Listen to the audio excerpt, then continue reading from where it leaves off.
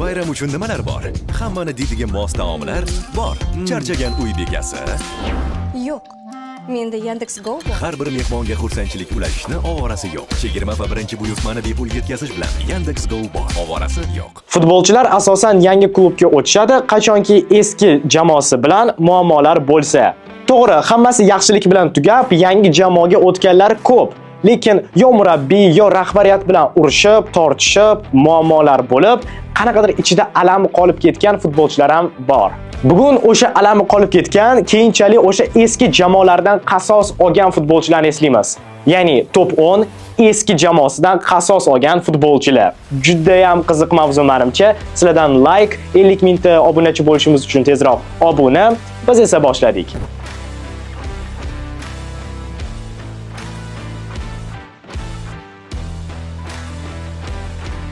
10-o'rin Zlatan Ibragimovich va Gvardioladan olgan qasosi, ya'ni eski jamoasi Barselonadan. O'zi Ibragimovich Barselonadan nega ketganini ko'pchilik bilsa kerak. Qisqasi, Gvardiola unga mashg'ulotlar paytida e'tibor bermagan, ignor qilgan ruschasiga aytganda va boshqa muammolar bo'lganligi uchun orzusidagi jamoa Barselonadan ketishga majbur bo'lgan va boshida birinchi mavsumda ijara asosida Milanga, keyinchalik shu jamoaga transfer bo'lgan. Xullas, Chempionlar Ligasi 2011-12 mavsumida guruh bosqichida Milan va Barsa bir guruhga tushib qolishgan. Ibra kutgan kunlar va nihoyat keldi. Lekin afsuski, guruh bosqichidagi birinchi o'yinda Ibragimovich qatnasha olmagan.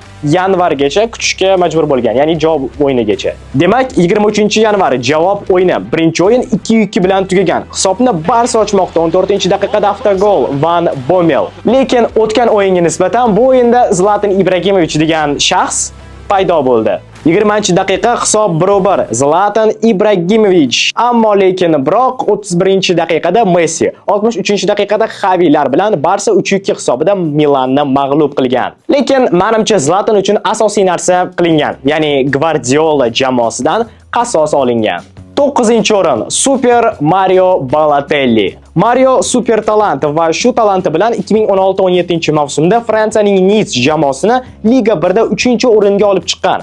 Umuman o'zi Nice safida 76 ta o'yinda 43 ta gol urgan. Lekin o'zining 3-mavsumini unaqa yorqin ko'rsatmagan. Chunki uni shu darajaga olib chiqishga sababchi bo'lgan murabbiy Favre jamoani tark etgan va Balotelli'da motivatsiya yo'qolgan.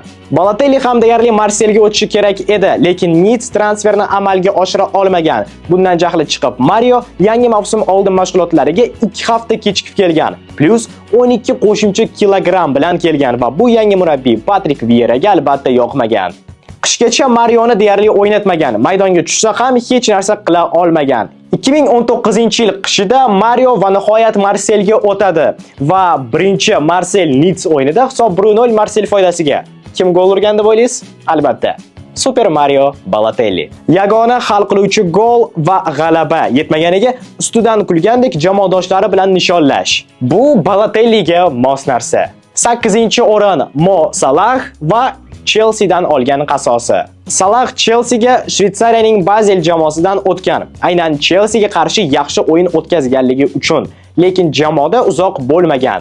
O'sha payti Chelsea bosh murabbiyi Jose Mourinho Chelsea'da ko'proq himoyaga e'tibor qaratardi, hujumga nisbatan va bu Salahning potensialiga xalaqit qilgan. Plus Mourinho Salahni darhol natija bera oladigan futbolchi deb ko'rmagan va uni ijaraga yuborgan. O'sha payti tayyor yulduzlar Azar, William, Oscar kabi futbolchilarga ko'proq e'tibor qaratgan. Boshida Fiorentina, keyin Romaga ijara, so'ng Romaga transfer va Romadan Angliyaga qaytadi. Navbatdagi manzil Liverpool. Chelsea Liverpool o'rtasida birinchi o'yindayoq Salah gol uradi, lekin o'yin durang bilan tugaydi. Liverpool unaqa foyda ko'rmaydi bu o'yindan. Lekin keyingi goli juda ham taniqli bo'lib ketgan. Hamma eslasa kerak shu uzoqdan 9-likka goli va mashhur bo'lib ketgan nishonlashi bilan. Shu goli bilan Salah Chelsea rahbariyatiga o'sha payti qo'yib yuborilishi kerak bo'lgan inson u emas, balki murabbiy ekanligini isbotlab qo'ygan. 7-o'rin endi Chelsea futbolchisi eski jamoasiga qasos olgan vaziyatni eslaymiz. Cole Palmer. Cole Manchester City tarbiyalanuvchisi va jamoani juda yaxshi ko'rar edi. Bu jamoada asosiy tarkibda o'ynash uchun borini bergan. Xuddi Phil Fodendek asta-sekinlik bilan natija berishni boshlayotgan edi. Boshida Arsenalga qarshi Angliya Superkubogida gol, keyin UEFA Superkubogida gol va jamoaga yangi sovrin. Lekin Gvardiola uning pozitsiyasida juda ko'p futbolchilar borligi uchun unga asosiy futbolchi bo'lishini va'da qilmagan, lekin shu vaqt o'zida ijaraga bera olmasligini ham aytib o'tgan. Bu yosh, potensiali katta futbolchiga yoqmagan va u tezroq yangi jamoa izlashni boshlagan. Chelsea bundan foydalangan. Bu talantni shunchaki qo'ldan boy bergisi kelmagan. Deyarli 50 million yevroga sotib olishgan. Bu bir yil oldin bo'lgan narsa va ko'pchilik 50 million ham Palmer uchun juda ham ko'p va bu ortiqcha baholangan futbolchi deyishgan. Qarabsizki, hozir Cole Palmerning transfer marketdagi narxi 130 million yevro. Chelsea'da birinchi mavsumda 39 ta o'yin, 24 ta gol va 13 ta assist. O'sha birinchi mavsumda Cityga qarshi o'yin va hisob 4-3 City foydasiga. O'yin shunchaki yonmoqda va 95-daqiqa Chelsea foydasiga penalti va uni kimsan 4 oy oldin Cityga kerak emas bo'lgan Palmer urib, golni sovuqqon tarzda nishonlamoqda. Va Gvardiola bekor uni olib qolmaganiga pushaymon qildirmoqda. 6-o'rin Daniel Welbeck va Manchester Unitedga qasos. Welbeck ham qachondirlar talant deb hisoblangan. Manchester United tarbiyalanuvchisi Ferguson qo'l ostida 17 yoshda debyut qilib, darhol birinchi golini urgan. Lekin Ferguson ketganidan keyin Louis van Gaal kelib, futbolchi yuziga darhol shunday gap gapirgan. Sen asosiy tarkibda o'ynashga loyiq emassan. Va mana shu gaplarni eshitgandan so'ng futbolchi jamoani tark etishni maqsad qilgan. 2014-yili 20 millionga Angliyaning boshqa kuchli jamoasiga o'tadi, Arsenalga. Va birinchi o'yindayoq kerak emassan degan jamoadan qasos olingan. United hamma turnirlardan chiqib ketgan edi. Yevrokuboklar yo'q, Liga Kubogi yo'q, chempionatda 4-o'rin va oxirgi umid Angliya Kubogi edi. Chorak final Arsenalga qarshi. Birinchi bo'lim tugadi, hisob 1-1 va ikkinchi bo'lim boshlandi. 61-daqiqada esa kimsan Daniel Welbeck gol urmoqda United darvozasiga. Va hisob shu bilan tugab, Unitedni mavsumda umuman sovrinsiz qoldirgan. O'zi esa o'sha Angliya Kubogini yutgan Arsenal bilan. Arsene Wenger menga gol ursam, Van Gaalga qarab nishonlashimni so'ragan edi va shunday baqirishimni. You just Welbeck it. Welbeck inglizchasiga Welbeck deb eshitiladi, ya'ni yaxshi qaytish. Va u shunday baqirgan va nishonlagan. Asosiysi qasos olingan. 5-o'rin Sergio Ramos va Sevilladan olingan qasosi. Sergio o'zi Sevilla jamoasida atigi 1 yil o'ynagan edi, lekin shu darajada Realga yoqqanki, Florentino Perez 19 yoshli himoyachida kelajakni ko'rib, uni sotib olish uchun hamma narsaga tayyor bo'lgan. O'sha paytda Sevilla prezidenti Del Nido Ramosga shunday degan: "Agar 12-15 millionlik taklif tushsa, sotib yuboraman" deb va'da qilgan. Lekin nafaqat Real, boshqa top klublar qiziqishni boshlagandan so'ng prezidentning fikri o'zgargan. Minimum 27 million deb e'lon qilgan va bu Ramosga yoqmagan. U menga yolg'on gapirdi deb intervyu bergan. Lekin Real baribir Ramosni sotib olgan o'sha 27 million yevroga. Keyin esa Ramos Sevilla darvozasiga juda ko'p gol urgan va hammasini nishonlagan. 2017-yili esa Sevilla stadionida Panenka uslubida penalti goldan so'ng Sevilla muxlislari unga qarab Ramos o'lib ket deb baqirishgan. Bu stadionga Rakitic yoki Dani Alves kelishsa, ularni qiroldek kutib olishadi. Menga esa o'lim tilashadi deb xafa bo'lib intervyu bergan futbolchining o'zi. Eng qizig'i, Ramos Sevilla darvozasiga himoyachi bo'lib turib 7 ta gol urgan va 7 tasida ham nishonlagan. Shu darajada qasosi alami bo'lganki va hammasini olgan. Lekin yaxshi hamki, o'tgan yili Sevillaga qaytib 1 yil yana o'ynab berdi. Endi bu safar afsona sifatida. Shuning uchun hammasi hozir yaxshi. To'g'ri, va 3-o'rinlarni bitta qilamiz, chunki ikkalasi ham argentinalik futbolchi va ikkalasi ham Manchester Uniteddan qasos olgan. Angel Di Maria va Carlos Tevez.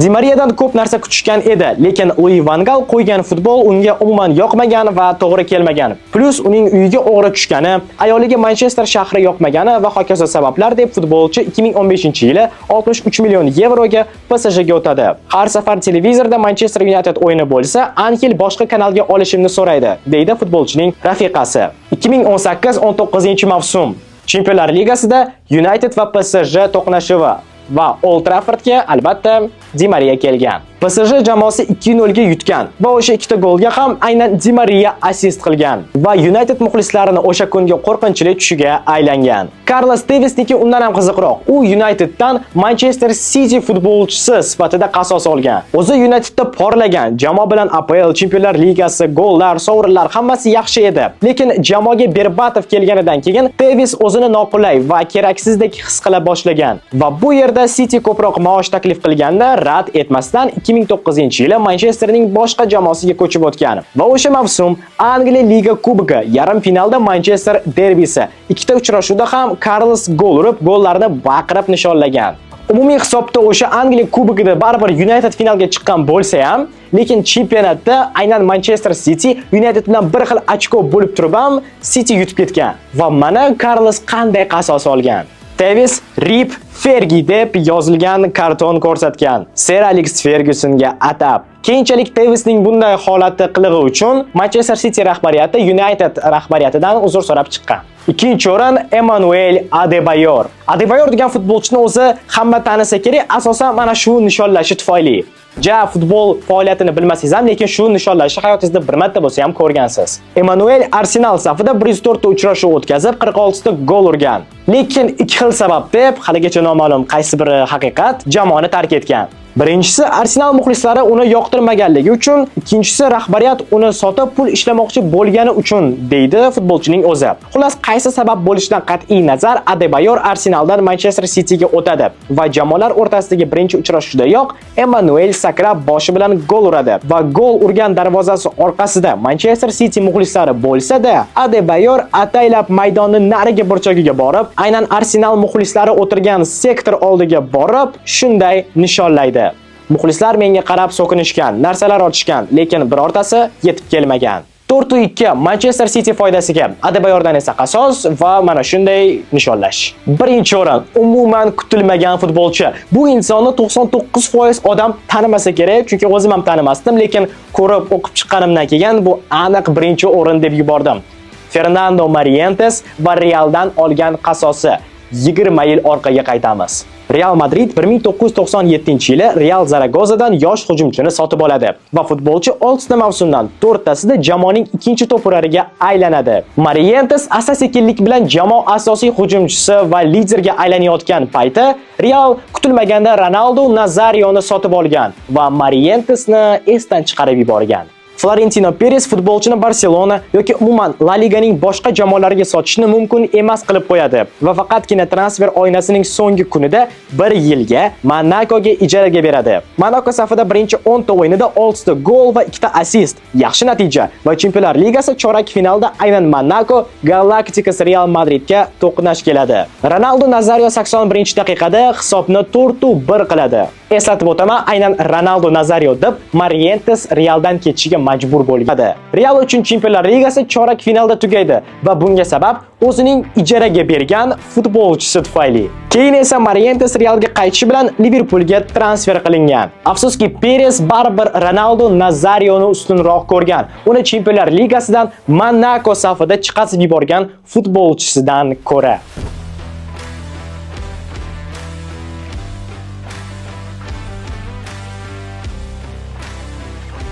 Futbolda hamma futbolchilar ham eski jamoalarga gol urishsa, uzr so'rab ularni hurmat qilishmaydi. Ba'zida ularda alam qolib ketadi va qasoslarini olishadi. Sizlar yana kimlarni bilasizlar? Izohlarda yozib qoldiringlar. Agar video yoqqan bo'lsa, like va tezroq 50 ming ta obunachi bo'lishimiz uchun obuna bo'lib qo'yish esdan chiqmasin. Sizlar bilan Shuhrat A kanali. Keyingi videolarda ko'rishguncha, xayr.